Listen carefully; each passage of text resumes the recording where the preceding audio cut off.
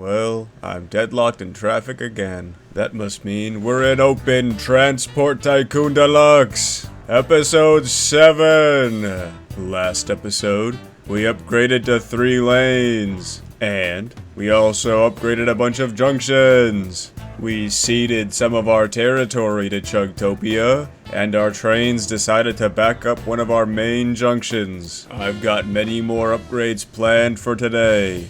The entire southern half of our network needs another lane. I had to upgrade basically everything to make this happen, but it's part of a plan that I have to redistribute how traffic is flowing in our main line. Right now, pretty much every train that I add passes through the northbound lines at the center of the map. Most of our traffic jams are a result of this stretch of the main line getting backed up, and it's why I've had to continuously add new lanes to this whole section. There's a lot of changes to make, and I can't fit it all into one episode, but after all is said and done, I think we'll be getting a lot more out of our network.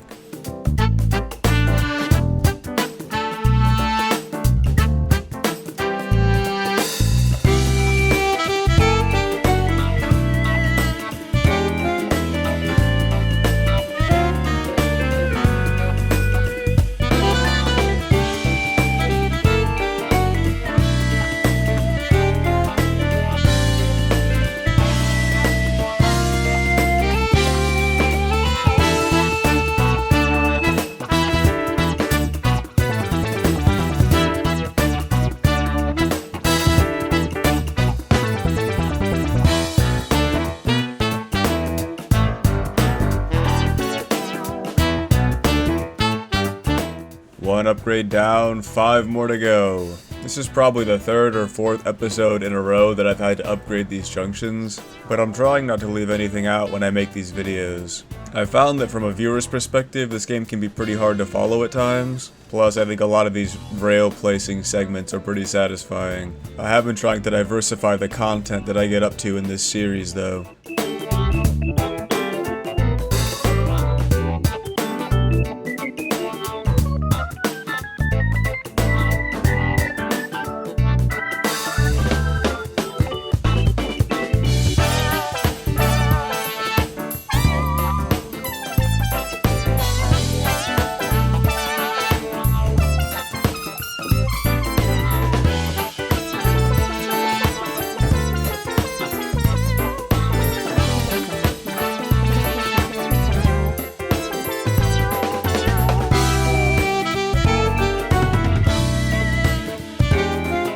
Alright, sideline done, on to the next junction. This main station hub is split into 2 sections, so it'll mean upgrading 2 separate junctions. But since I'm only upgrading the side of the junction that the trains split and merge from, the construction process is pretty simple.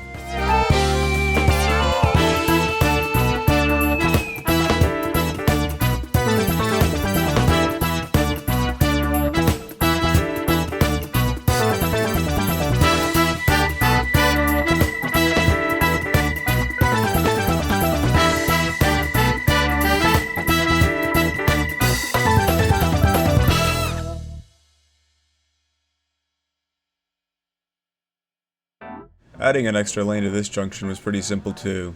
You know, next time I have to upgrade and add a new lane, I might as well just add 2 or 3. These minute, incremental upgrades are bad for my soul.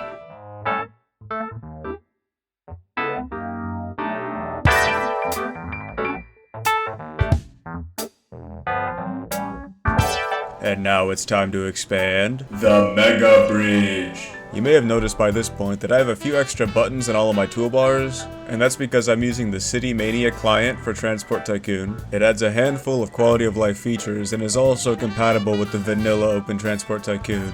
You're seeing me using what is probably the most helpful of all those added features, and that is the ability to copy and paste your rails. If you've got a repetitive set of tracks that you keep copying over, this can save you a lot of time.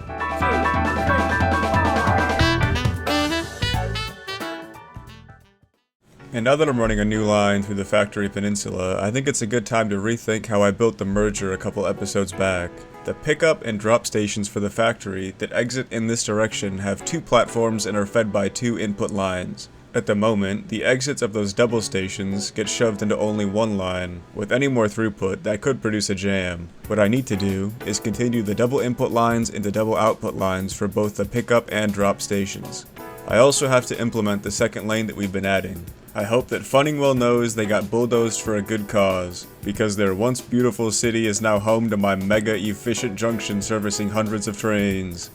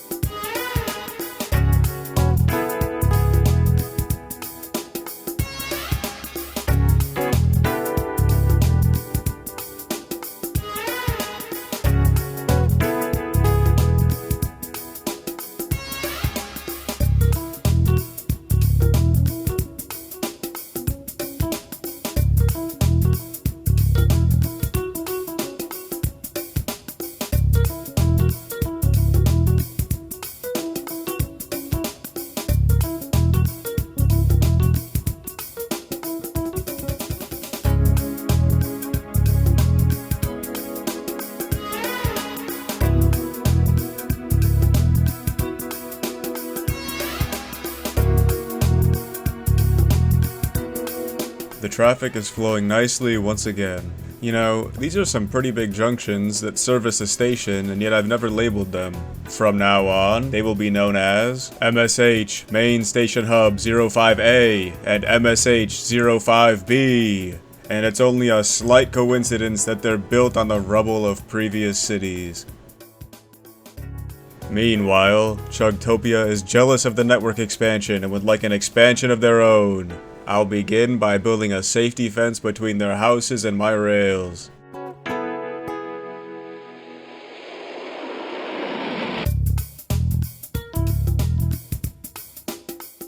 I've decided to section off the southeast part of the town to be some kind of harbor/freight area. I've also decided to raise some land up out of the water to make the city of CHUGTOPIA a little larger.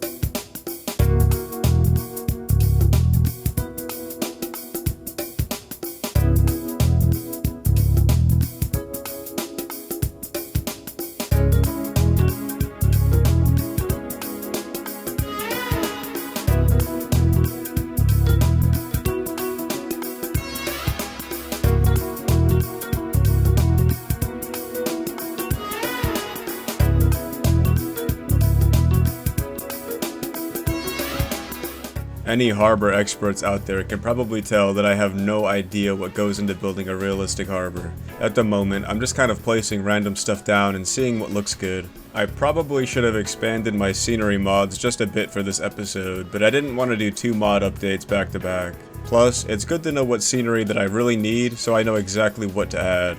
I could have added all the scenery packs I had, but then I'd go through the playthrough without using most of them and it would only serve to bloat the mod list.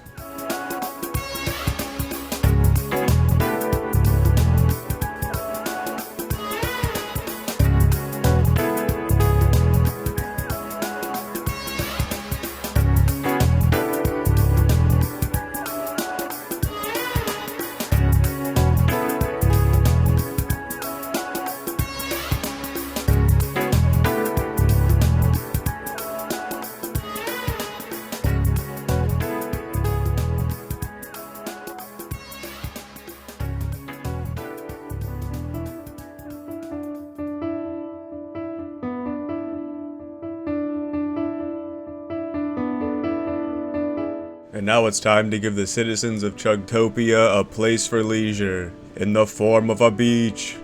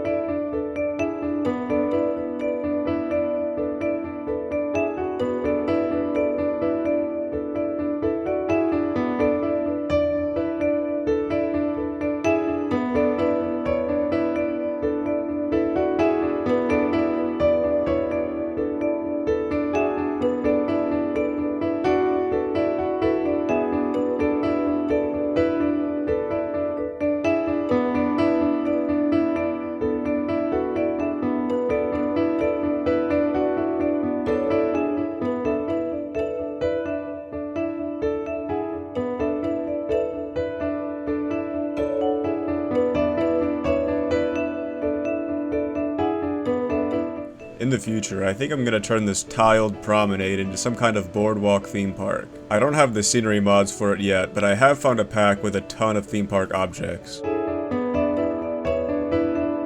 There's one big thing I don't really understand about scenery placement. A lot of these tiles have all 4 rotations built into the same tile, and they just appear at random. They can be really annoying at times to place, and I'm not really sure if there's a system to change that. Maybe there's a hotkey I'm not aware of.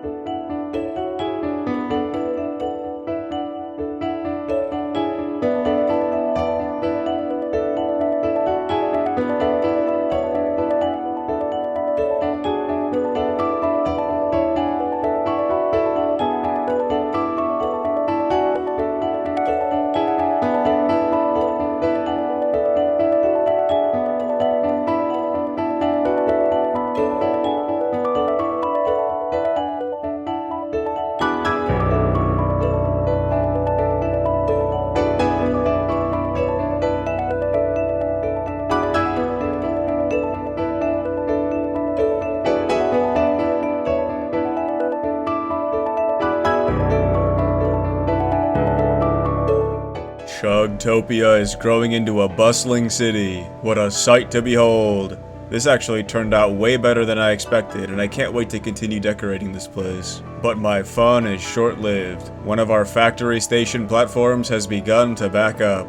Initially, I had given each track 4 stations to park in. For a fully saturated lane, you need 6 or maybe even 7 station platforms to provide the necessary throughput. We're pretty short on space though, so I think I'm only going to add 1 extra station per lane. This will have to hold us over until I can figure out a way to free up some space.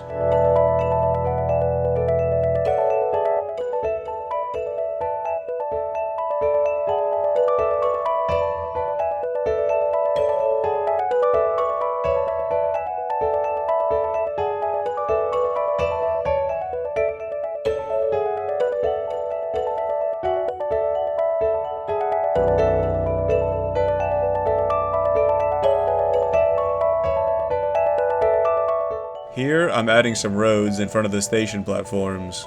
Trains prefer not to cross over roads, and I can take advantage of that by stacking up roads on the platforms that are farthest from the entrance. This will make the trains prioritize taking the nearest station first, instead of picking a lane of the station at random. It's not absolutely necessary, but we need to squeeze as much efficiency out of these stations as we can.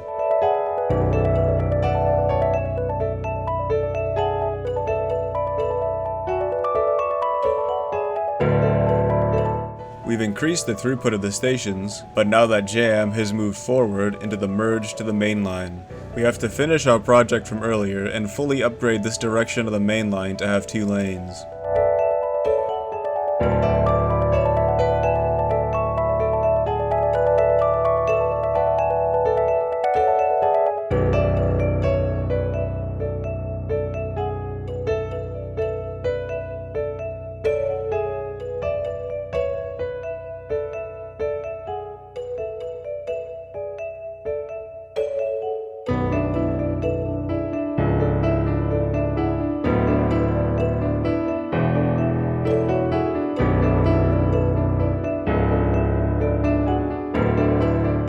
It took a bit of tweaking to get this merger to handle a 2-track main line. I had no space to build a proper lane balancer, and the station lanes are unbalanced by design. I had to approximate a 50-50 split for the trains exiting that station. Then each of those halves would be merged into one single lane of the 2 tracks on the main line. Now that I think about it, I'm not sure that this direction of the main line ever gets properly mixed or balanced at any junction, but that's something I'll have to deal with next episode. The stations appear to be handling the traffic just fine now. There's not much left to do to upgrade this direction to 2 lanes. Only 2 more junctions separate us from finishing this massive undertaking.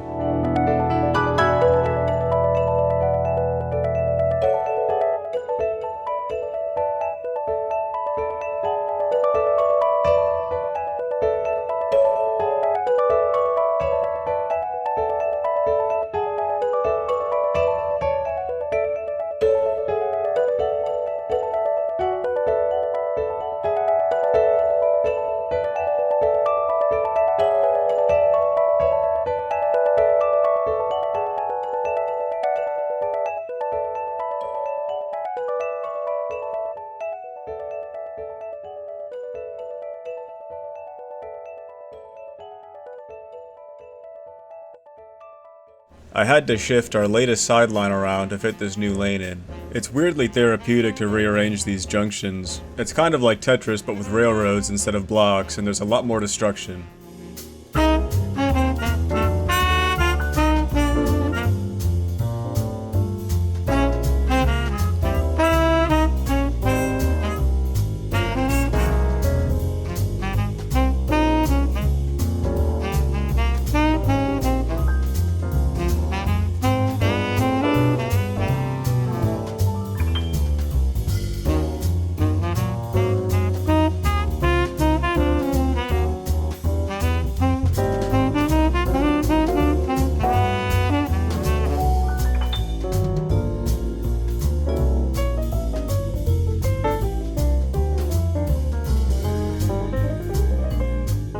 I just have to hook up this last bit of track and our 2-line expansion is complete. Our trains are really enjoying all the extra space I just provided. That means it's time to add more trains! The oil station that I built last episode is producing a lot more cargo than I expected. I might have to expand the station at this rate. It seems like our factory goods trains are always in short supply. That's a good excuse to add a couple more. Various primary industries around the map have grown, so we get to add some new trains there as well.